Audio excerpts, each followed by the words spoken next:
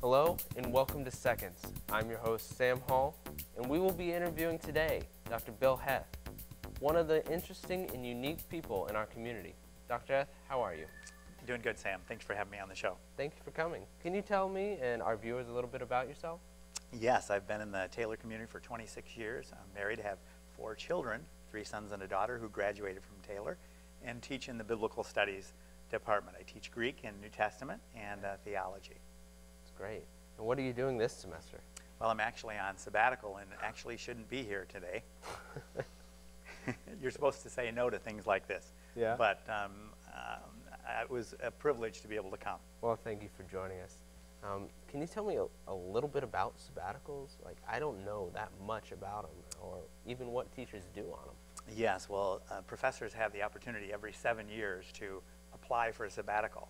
And they have to make a pretty good case because the university invests quite a bit of money in replacing them for a semester while they're off from their teaching load doing research that will hopefully enhance their in-class teaching and also enhance Taylor's name around the world.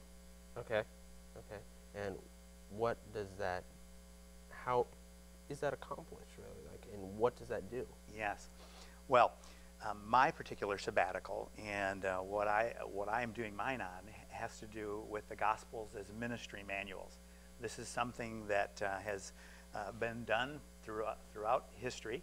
1871, a guy wrote a book called The Training of the 12 and looked at Jesus' discipleship strategy. Another one in 1963, Robert Coleman wrote a book called The Master Plan of Evangelism. And mine is a little different. Everybody has known we should follow Jesus in living a moral and ethical life and doing evangelism, getting the gospel out.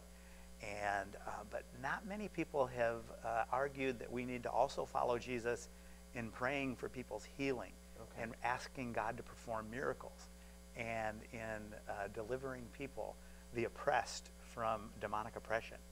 Yeah.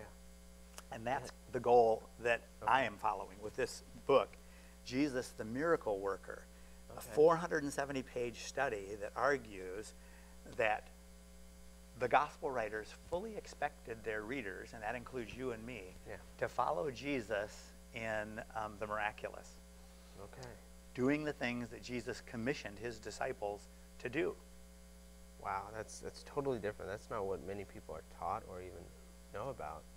What do you hope your end goal to be in this new area of study? Well, I hope to publish and read some papers from professional meetings, but also to publish a work that puts together what is already being done in third world countries and here in the United States. People who actually are seeing Jesus do miracles and heal people. Really thousands of healings done in the country and around the world.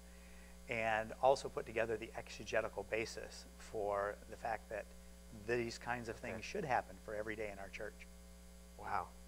What do you have as your drive behind your studies in order to accomplish this end goal? Yeah, well, if it was just a head thing and it was just writing a book, I wouldn't be very driven. But Jesus wants us to apply the things that he taught us, to do the things that he said, not just hear them. And that would be my goal. Do you have any short little thing that you'd like to share with us?